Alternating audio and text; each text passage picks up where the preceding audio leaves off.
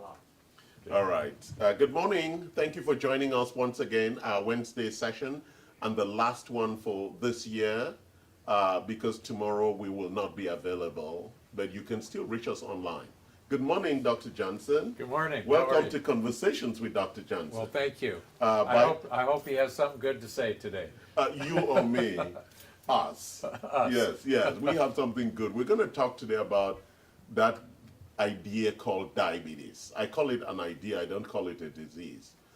So tell us, diabetes. What is diabetes? Well, there are two distinct forms of diabetes and maybe a third one. Yes. Type 1 diabetes used to be called juvenile onset diabetes. And that is a problem where your pancreas completely stops making insulin. And insulin is a hormone, right? Insulin is a critically important hormone that is required to get sugar out of our bloodstream into the cells where it can be burned as fuel. At a simple level, it gets it into the muscle tissue. Well, I know, then ultimately in the cell. Yes. Right? Yes. And so that's the job. Very important. Listen to that, insulin. So insulin is the key to unlock the door to allow the sugar to get into the cell. And that key is a very interesting key. It is very interesting. So we're going to talk about this key Yes. soon, right? Yes. Now, there's type 2 diabetes, and that's far and away the more common type. It used to be called adult-onset diabetes. And I'm sure that's the one everybody wants to talk about. Probably, yeah, Yes. because it's the big problem in this country. As we gain more and more weight, as people become more overweight and more obese, their risk of developing type 2 diabetes goes up dramatically. Okay. Okay. And then there's, now some doctors are calling Alzheimer's disease, they're calling it type 3 diabetes because the excess insulin and the high blood sugar adversely affect the brain and can lead to dementia. All right. So we've explored type 1, type 2, and type 3. So why should we be concerned about diabetes? Okay. Well, there are a number of reasons we should be concerned about it. Number one, in type 2 diabetes, our cells become resistant to insulin. And so as a response to that, our pancreas puts out more and more insulin. And the more insulin you have, then the more resistant the cells All right, become. so hold on. So that's very interesting because we spoke about this key, Yes. insulin. Yes. And its raw job is to take sugar out of the blood Yes. into the tissue, into our cells. Yes. And so you said our cells become resistant. Why do they become resistant? Well, Is it because of racism or something like that? I'm sure that must be it. Yes. Yes. Yes. They are saying we don't like this key anymore. We want a new key. Well, basically, you can think of the key is becoming worn out and it doesn't work as efficiently in the lock What makes the anymore. key worn out? Some That- liberals have been playing with the key. I'm sure that's it, yeah. Yeah. You know, that's an excellent question. There's a lot of research going on. I'm not sure that we have an absolutely definitive answer to that. Okay. But a big problem is that insulin, in addition to being the blood sugar hormone, it's also a very powerful fat storage hormone. Okay. So the more your insulin levels go up, the more you tend to gain weight. And the more you gain weight, the more your insulin levels go up. So it's a vicious cycle. So my thinking was that it's because we eat more sugar, and therefore it was wearing out the key in doing that transformation. So the key got adapted to storing fat also. Well, it's a sweet story. It's an African story. I don't know how sweet it is, but yes, our modern American diet, eating tons of sugars and starches, are a huge part of this. Our lack of exercise, lack of activity. But why would we exercise? I thought that was what poor people did.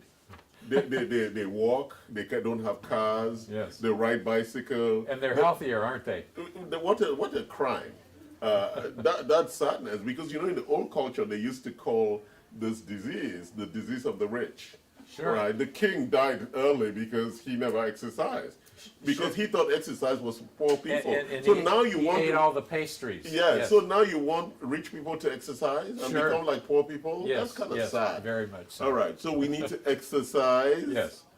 Okay. So we talked briefly about insulin resistance. The opposite of insulin resistance we call insulin sensitivity.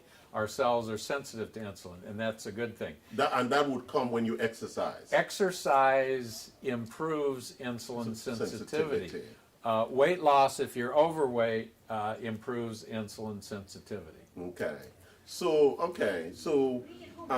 some people are like, well, I am on medication.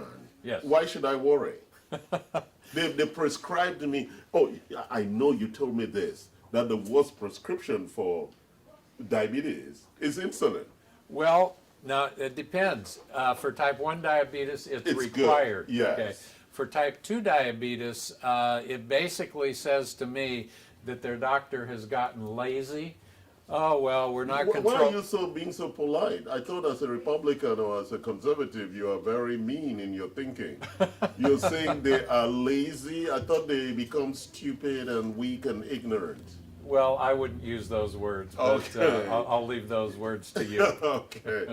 They become lazy and they just keep giving them insulin. Well, look, there are a number of different ways that type 2 diabetes can be managed. Yes. Okay.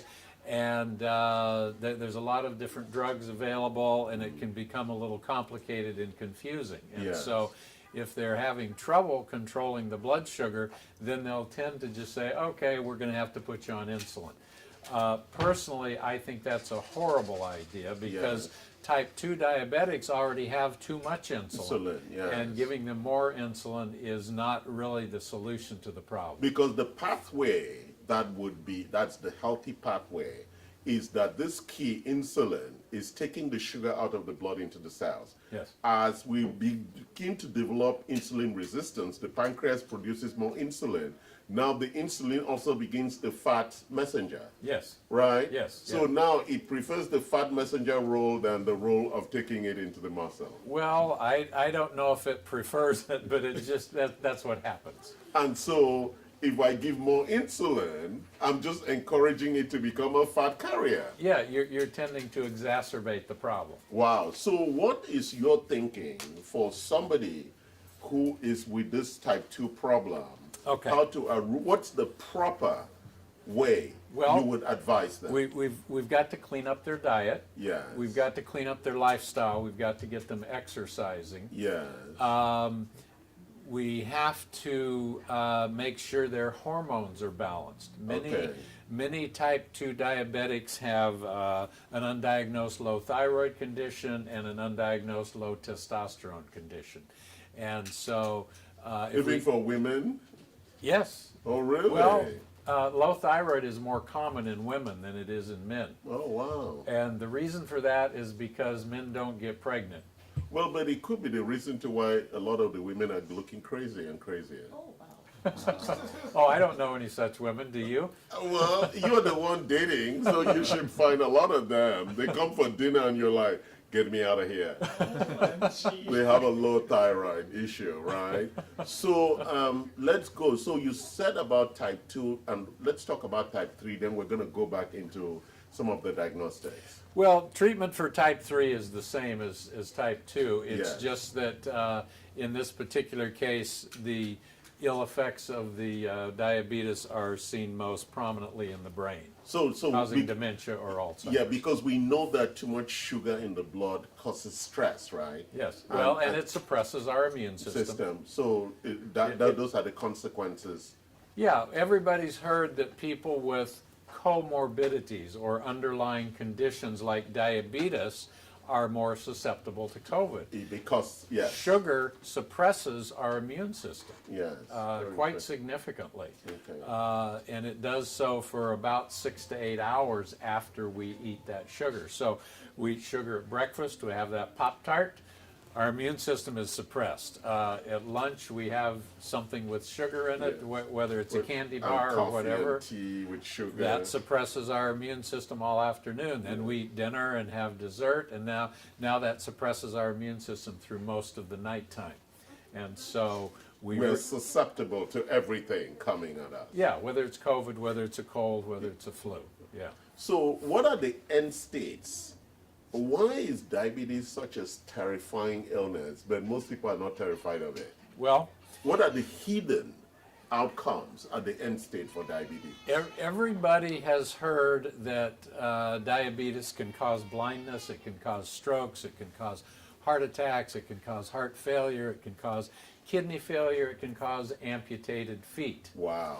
Now, what is the common thread between all of those? The answer is not diabetes. The common thread is clogged arteries. Diabetes is a huge risk factor for premature clogging of the arteries. And if that happens here, you can have a stroke. If it happens in your eyes, you can go blind. If it happens in your heart, you can have a heart attack, kidney failure, amputations. So are you saying that diabetes is really a precursor to a lot of the cardiometabolic problems? Absolutely. So it really all starts with this little key. This little insulin key, yes. This key, was this key made by white people? I don't know. Is God white? Well, they showed us pictures of Jesus being white. I'm sometimes worried about that. Yeah, well. Yeah, so I was worried who made the key. and I wonder whether they made the key really well. Because the keys seem to be breaking very often. No, our diet and lifestyle are breaking the key. Okay. Just wanted to be clear about that. Yeah. So let's talk about prevention. How does one come to an understanding of what we should do around prevention? Okay. So first of all, do whatever you have to do to maintain your ideal weight. Okay. And what is my ideal weight, or anyone's ideal weight? Well, for a male, the first 5 feet tall, that's 106 pounds. All right. Then plus an additional 6 pounds for every inch on top of that. So you can easily calculate that. So if I'm 5'11", I should be 6 times 11, which is 66 plus 106. Yes. So if I'm 5'11", 172. 172 should be my weight. Yes. I am almost 20 pounds, 30 pounds of that. Well, then let's get cracking. I know we're cracking on that. Very interesting. Okay. So now you know your ideal weight, how to calculate it, right? Well, 5 feet, but people below 5 feet, what happens to them? We discard them? If a male is 4'11", yes, you start with 106 and then you subtract 6 pounds. Oh, really? Then he'll be just 100 pounds. Yeah. There's no fighting weight around that. That would be like, what do they call those people? Midgets. Oh my. Do those people, do they have diabetes? I've never practiced medicine in pygmy country, so I don't know. But I would be fairly certain that I didn't know Americans would call them pygmy. That's what we call them in Africa. When I came here, they called them midgets or something else. I was referring to the African pygmy. Pygmy, okay. Yeah. So it's a whole tribe, yes, I understand that. Okay. I would certainly assume that if they get overweight enough and eat an American diet and don't exercise, they would have diabetes too. Sure. All right. So now, Karen, can calculate your ideal weight. So let's go forward. So one of the prevention things. Wait a second. But for women, the ideal weight, first 5 feet is 100 pounds. Oh, wow. And then every additional inch is 5 pounds rather than 6. Oh, wow. That's amazing. So Now, women are supposed to be lighter than men. This is a I'm just checking. This is a rule of thumb. Some people have a big bone structure and they're going to weigh a bit more. Then they use excuses. Some people have a delicate bone structure and they're going to might weigh a little bit Okay, less. but it's interesting that God made men bigger than women. It must be for the fight, for defense and things like that. All right, so prevention. One thing is managing your weight, your ideal weight. Yes. You now all understand how to measure and know your ideal weight without getting on a scale, right? So what's the second thing for prevention? Exercise. And how often? Well, because some people think watching TV is exercise. And I'm sure you're going to tell me they're liberals that think that way. They are. How did you guess that? You're starting to rub off on me. Yeah, because they voted for Biden, and you know he's been in the bunker. I don't know if he's been released yet, but yeah, so he's not been exercising. Big problem there. It doesn't appear that he has been. Yes. So, look, exercise should be done in moderation. I don't want anybody out there running marathons or doing triathlons. That type of extreme exercise is very bad for us. It's too much of a good thing. We actually do permanent damage to our hearts when we participate in those types of extreme exercises. Okay. So, you know, if you're used to being a couch potato, just start with a simple walk. Like to the kitchen. Like walking to the kitchen or to the refrigerator. I was thinking around the neighborhood. All right, okay, that was a long way, from the refrigerator. Yeah. Because some people have remote now to bring them stuff from the refrigerator. Robot slaves. Yeah, robots, it's slaves, yeah. And so now we've talked about weight, then you spoke about exercise. What else? Well, healthy diet, of course. All right. We need to avoid refined sugars. We need to avoid starches because our body almost immediately converts those starches into sugar. Yes. And that sugar then, with that key, is turned into fat. Well, sure. When we eat sugar and starch, our blood sugar goes too high. Yes.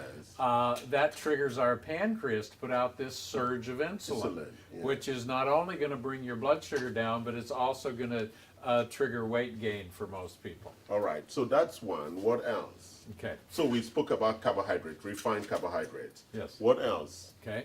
Well, we need to have plenty of healthy fat in our diet. Healthy fat is good for you. Healthy fat, like bacon? No. No, oh, you don't, bacon is not recommended? No. I love bacon. Organic grass-fed beef. But you could make bacon from that. Well, I've never seen from, it. No, from pigs. Are there any organic grass-fed pigs? I don't know, but I personally don't think pork is fit for human consumption. Wow, you've made a dramatic statement.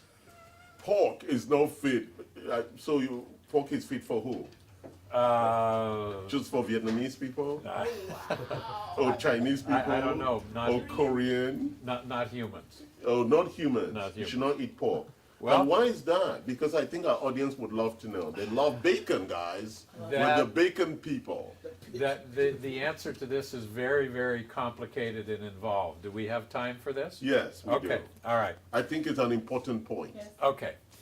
So, back in the 1920s and 1930s, there was a very famous and innovative physician by the name of Dr. Royal Raymond Rife. He invented the Rife machine, Yeah. which is a type of energy healing, frequency healing. Yeah. He also invented this incredible microscope that gave magnification roughly equal to today's electron microscopes. He was way ahead of his time. Yeah. Nobody today can figure out how he did it. But he found that he could look at living tissue under his microscope, whereas with modern microscopes you have to kill the tissue before you can look at it. Correct. Okay? So he found that there was a certain characteristic appearance to the blood of cancer patients. Yes. Okay? And then he could use his Rife machine at the right frequency to destroy the cancer. Yes. Okay? Well, eventually he started seeing patients that had a cancer appearance in their bloodstream, but they didn't have cancer. So what's going on? Well, he eventually figured out that every single one of these people had eaten pork within 4 to 6 hours before having the blood drawn. Okay? So eating pork causes your blood to be indistinguishable from that of a cancer patient. Do you know that in the old culture, they also say that? Yeah? That when you the meat from pork has a lot of worms in it. Well, that's trichinosis. Yes, and that the thing that the worms is really why pork meat is bad for us. Well- That in my village. But if you cook the pork thoroughly, You you're would- going to kill the trichinosis. But you So- are saying even that is Yes. still not good enough Yeah. because of this finding. Yeah. Right. Now this information that I've just explained doesn't absolutely prove Yes, anything. yes, Okay? but in my mind, that was fairly powerful evidence to convince me that eating pork is not a good idea. wow. And it could be a precursor to a lot. I mean, I was connecting this with some of the stuff Yeah. we have as folklore in the village. Well, you know, humans and pigs share over 99% of our DNA. Very common, yes. And so some people have said that eating pork is kind of like being a cannibal because we're eating something that's too closely related to ourselves. I was wondering where I got my cannibalistic dreams. That must be it. Every time I eat pork, I think I'm becoming more of a cannibal. Yeah, interesting. Yeah. All right, so we were going to finish with our diabetes Yes. conversation. So we had this, so you were talking about healthy fats. Yes. And we had this Detour. detour Yes. into pigs. Yes. Right? And my bacon obsession, which I have to lose. So what are the healthy fats and where do we get those from? Okay. We've all been taught that saturated fats are bad for us, and actually that is not true. Our body requires saturated fats. Yes. Approximately 50% of our fats ideally should be saturated. Okay. But where do the healthy saturated fats come from? Come from things like coconut oil, come from things like grass-fed beef, Yes. organic grass-fed beef, and organic grass-fed butter. Organic grass-fed butter is actually health food. All right. So it also comes from flax seeds, right, for the vegetarians. They Well- can get well- those healthy fats from that. Or the oils, the omega-3s. I was talking about the omega-3s. Yeah, which Yes. is not, which is different from From saturated fats. Yeah, Okay. yeah. All right. So you said, but there's also polyunsaturated fats and then the omegas. Yeah, polyunsaturated fats are virtually all vegetable oils. Yes. Polyunsaturated fats are poison. We should never, ever, under any circumstances, eat polyunsaturated fats. We should eat saturated fats. We should eat omega-3s like fish oil and flax. So what about olive oil? We should eat monounsaturated fats like olive oil. Okay, they're monounsaturated fat. Yes. So, but I thought also those are seed oils, and vegetable oils are all different. So explain that difference, because I think that people would love to know what you mean by polyunsaturated, monounsaturated, Okay. and polyunsaturated. Okay, well, if we had some slides on the wall, this We would will be next time. We easier will to next time. We explain. will. So can you make sure, guys, that we have a talk about this after the new year on fats, Yeah, so that we'll have some Yeah, slides. this is very difficult to explain without visual aids. All right. It has to do with fats having chemical bonds that are either stable or unstable. Unstable. When they're stable, when all the bonds are stable, we call those saturated Okay. fats. When one bond is unstable, we It's call it a monounsaturated. And when all of the chemical bonds are unstable, that's a Polyunsaturated. Yeah. Are we clear now? Saturated and unsaturated, the mono and the poly, it's all about this bonding stability. Yes. Which means that it's easier to be converted to other things. Yes. With free radicals and stuff like that. Yes. So I didn't want to go into all of that, Yeah, but yeah. that's why oxidated stress and poly and unsaturated fats don't go well together. Yes, when fats are oxidized, we say the fat has become rancid. Yes. Okay, and Pay attention, guys. Rancid fat. and typically you can taste a rancid fat. Not always, but typically. I smell it when I go to Costco. If you, As I walk through the fish oils counter. if you ever taste a saturated fat, or a rancid fat rather, spit it out. It does not Immediately. belong in your body. It's Yes. poison. And so, okay, good fats. So what about proteins? Well, we should eat 2 to 3 or possibly up to 4 ounces of protein at every Okay, meal. yeah. 4 ounces of protein will be about the size of a deck of cards. 2 ounces of protein will be about the size of half a deck of cards. So, Okay. so nobody has to run out and buy a food scale and weigh their protein. They can just glance at their plate and know if they've And got when you about say the right amount. protein, you're talking about a grass-fed beef. Well, yeah, whether it's beef, whether it's poultry, whether it's fish, whether it's eggs, whether it's beans, Yeah. whether it's tofu, Okay. whether it's nuts. But I hear that eggs are the best sources for amino acids, the protein content in eggs. Organic grass-fed eggs are health food, in my opinion. All right, very important, guys. Organic grass-fed eggs are like a health food, a superfood, we would almost say, Yeah. right? Yeah. Okay, now we've talked about lifestyle things. What else does one do to prevent diabetes? Well, there are certain supplements you can take. Yes. The trace mineral chromium is important. I take chromium every day. Vanadium is important. Vanadium? Yes. That sounds like an African country. Yes, I think it's just north of Nigeria. Yeah. Thank you. Vanadium and what else? Okay. So let's get our core minerals, Vincent. The herb berberine Yes, is berberine. very useful for diabetes and also for heart conditions. And for managing your sugar metabolism, Yes, right? yes, yes. Core minerals Yes. has vanadium there. Yeah, there's a supplement called Diaxinol, which is a combination of certain herbs and minerals. Yeah, that do are we very have good the for diabetes. Diaxinol here? You do? Yes. Quickly, because Trevor, my brother, is here to join us shortly. So And- let's get the Diaxinol. Yeah, Yes. and then of course there's the prescription metformin. Metformin, my favorite thing. Yes, Metformin. Metformin reverses insulin resistance and creates insulin sensitivity.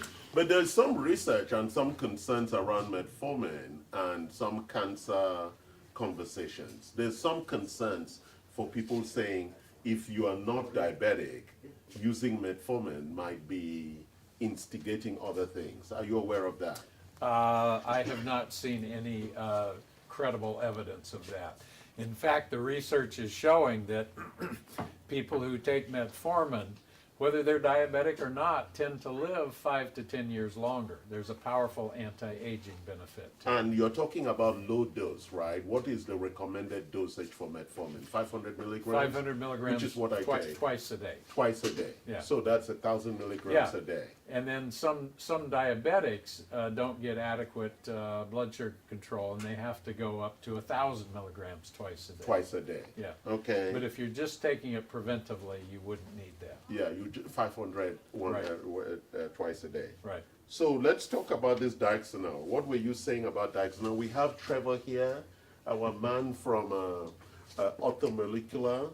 He's going to give us the product details while you give us the clinical details. Well, the clinical details are very simple. Yeah. If you're diabetic or pre-diabetic and you add Diaxinol to your regimen, your blood sugars are going to come into better control. Your A1c is going to come closer to normal. And So you're not doing this because you saw my brother Trevor, right? This is just something that you recommend to almost I've everyone. been Long before he met me. I've been recommending Diaxinol for, I don't know, 15 years. So tell us, why is Diaxinol such a beautiful product? Diaxinol contains a lot of the minerals you talked about, Yes. plus some others in regard to every step of the way of insulin sensitivity. Yeah. So if you actually had a chart and you looked at what takes place when sugars are traveling through metabolism and insulin is going up and down, Diaxinol is supporting every step. And then there's Okay. cinnamon bark. Yes. So you're looking at cinnamon extract where instead of having to consume 10 grams of cinnamon per day, Yeah. you're able to extract it and hyperdose it. So it's the equivalent to a large dose of cinnamon in a small capsule. Wow, right? With 150 milligrams of that. And Which then would be there's, about 3 to 4 grams and of then cinnamon. there's biotin, which is almost 300 milligrams, micromilligrams of that here. Yep, yep. Wow. So is this like your best diabetic product? That and this. All right. And why do we use both? Why This is goes both- back to what Dr. Johnson was saying, which is berberine, the root, the grown natural root, was compared to metformin Yes. to have similar capabilities. Yes. So when you're looking at something that can activate blood sugar metabolism, AMPK, which is your metabolic engine switch, berberine and metformin act very similarly. All right. So your recommendation is a CM Core plus Diaxinol. Yeah, as a key way of prevention and managing sugar metabolism. We look at it as multi-step. So first step would be support with Diaxinol, Yeah. and then if someone needs more support, you bring in berberine. Okay. The great benefit though is that a lot of diabetics, I'm sure Dr. Johnson sees, is they also have some lipid or cardiovascular cholesterol issues. Yes. Berberine helps metabolize cholesterol too. So it's Okay. kind of like this turmeric, this natural botanical that does the pleiotropic, hundreds of different benefits. All right. He stepped into the reversal conversation already. Oh, Sure. Yeah. So, You want me to step out? No, that's fine. So we talked about prevention, right? And so people also need to be aware if they have family history around that, and so Sure. they pay attention to those. Sure. But what are the biomarkers that would tell you that you're tending towards being pre-diabetic or that you're diabetic? Well, if your blood sugars are testing high or borderline high, that's one. Above 100 or above 90? Yeah, 65 to 100 is considered to be a normal blood sugar level. All right. So, Okay. and we certainly Is this In fasting or not fasting? technically this is fasting. But, Okay. But if someone is perfectly healthy Yes. and are eating a perfectly healthy diet, their non-fasting blood sugar readings will be very similar to their fasting. And that's a very important thing because a lot of people about who are on anti-aging say that managing blood sugar is almost a critical aspect of increasing the length of life. Well, sure it is, because every human on the planet is potentially pre-diabetic. Yeah. If we live long enough, it is thought that we will all eventually become diabetic. Okay. Now, depending on family history, this guy over here may become diabetic at age of 40. This other guy may not become diabetic until the 80. age of 120. All right. So, But we're all headed in that direction. okay, so you say blood sugar. What else is a diagnostic indicator? Hemoglobin A1c Yes. is a blood test that tells us what your blood sugar has been up to for the last 3 months combined. Okay. Okay. And what numbers would tell us that it is in a good place? Well, a reading of less than 5.7 is considered normal. Yes. I, from a holistic perspective, ideally would like to see numbers down around 5.0.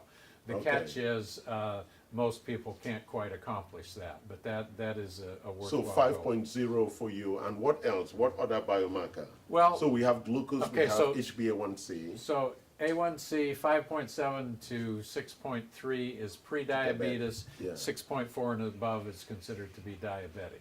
How easy is it to reverse those numbers? Well, in most people, it's relatively straightforward. We can accomplish a lot within 4 to 6 months if they're willing to do their part. Okay, all right. Now, what other biomarkers? Insulin level. Yes. Okay, insulin levels should be very low. So is that a fasting measure or a non-fasting measure, or it doesn't Both. matter? Both. Yeah, so you have to measure both. Yeah, we look at fasting insulin and And non-fasting. Yeah. Okay, so we see your body's ability, and that would tell us whether you're insulin resistant or Yes. insulin sensitive. Yes. Okay. Yes. The lower your insulin level, the more insulin sensitive You are. Yeah. Okay. The higher Interesting. your level, the more resistant What you else? are. Those are the major biomarkers. So let's turn to the vendor, to the guy who delivers the. Yeah. So what are some therapeutic interventions for people who are already pre-diabetic or diabetic? The easiest one that everyone, in my opinion, and some of the data would suggest is fiber. You have to be, and there's two types of fiber. So sometimes when you hear fiber, you think bowel regularity and getting bowel movements. I'm not talking about insoluble fiber. I'm talking about soluble and preferably fermentable soluble fiber. This will slow down the blood sugar release. So is that why these Koreans eat smelly kimchi? for probiotic benefits? Who Yeah, knows? probiotics, yeah. but fiber. Fiber. Because the cabbage and the things that are used, they have a lot of fiber. Yeah. And it fermented also. Yeah, and that's the other point. is- Unfortunately, the taste counteracts the benefits. Well, but that is a perception. It's The give, take. taste is a perception issue, isn't it? Yeah, It's it like is. eating good French cheese. Thank you. And icing after that. And then kissing. And kissing, Yeah, right? not good. Yeah. But The challenge with fiber, and unless you love vegetables, is that people think oatmeal, and it's very hard to get fiber without carbs. Yeah. But when you're dealing with someone who wants to restrict sugar and carbs, Yeah. the last thing you want to do is introduce a bunch of foods that have a lot of carbs. Exactly. So the benefit of supplementing is you're able to take supplements that are isolated fiber without the, let's say, 30, 60, 80 grams of carbohydrate you may get if you just ate oatmeal. Yes. You know, so. And so what are the fibers you're recommending? So they come in many different shapes and sizes. Like there's a Glycemicore is our product. All right, for managing sugar. And yeah. so most of that is fiber. We have that product here. 12 grams of fermentable fiber. It's based off the second meal effect study. So right. the study they took people who used 93 grams of glucose. Then they took the next group and they gave them oatmeal and 93 grams of glucose. And then they gave the next group 12 grams of fermentable fiber and 93 grams of glucose. And they just watched what happened to the blood sugar when you just changed one thing. And then they looked at the next meal, so lunchtime, what happened. What they found was that meal, your blood sugar was stabilized with high doses of fiber. Yeah. And the next meal, even if it was not a good meal metabolically, it was McDonald's, it was sugar, was better for you if you started your day with a high amount of fermentable fiber. Wonderful. Thank you for that. And that was a wonderful conversation. It looks like we have some questions. Yes. So going back to your food regimen and your intake. So we have a question about what's better. Oh, actually, let's start with the health.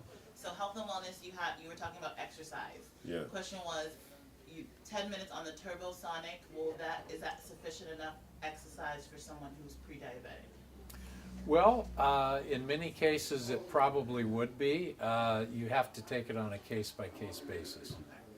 And then the second question was, what's healthier, camel or grass-fed beef? Camel meat. Camel meat. Without knowing what they ate? Is it grass-fed camel or? I'm assuming. I thought camel eats sand. Sand. I was gonna say. No, they eat grass in the desert. yes. Yes, in the wadi. Well, are you The doing wadis. wild camel or farm-raised camel? Wow, now we're going a little deeper. No, so let's just stay with the beef. Do people eat camel? Yes. Apparently so. Yes, Really? they eat camel. I'm from Africa. Yes, in the Sahara Desert. I do not know the answer to that question. Yeah. Okay. Well, and then the third But one. I have camel milk. We'll have to get a double blind. And the controlled camel study on milk that. is very good milk. It's actually in my office. Camel milk is very good milk. It's very Taste testing. healthy. Yes. And then but the grass-fed beef, is the best.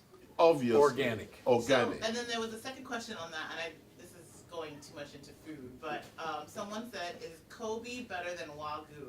Oh, Wagyu. Connoisseur, Wagyu. beef connoisseur question. Yeah, they are both Iconic. beef from Japan. You'll have And to. they're organic and grass-fed, and they also have a cow whisperer. So the meat is killed under conditions of zero stress on the cow. That's why you pay so much for Wagyu and Kobe beef.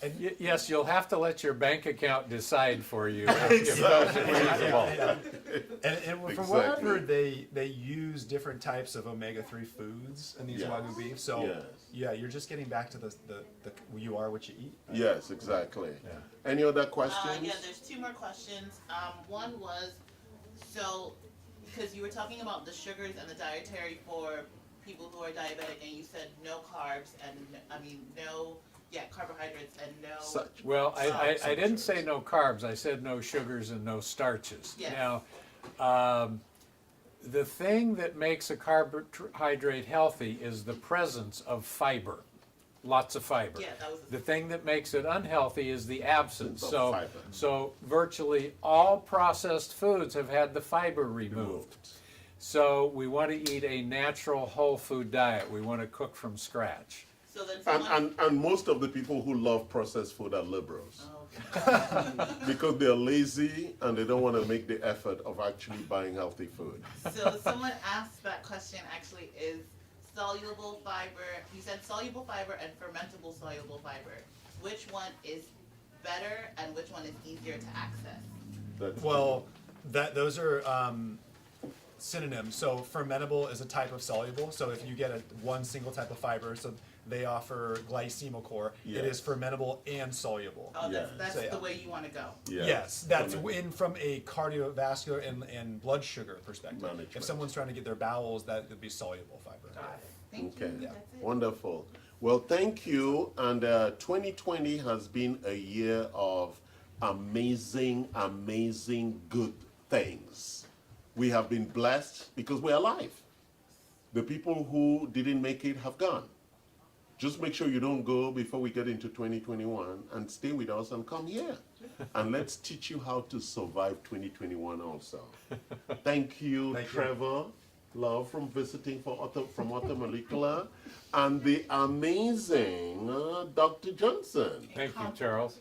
Incomparable. Wow. Okay, I thought I was the one who was incomparable. But it looks like you're challenging me for some titles here. We will see you next year. Love us, like us, share us, and come again.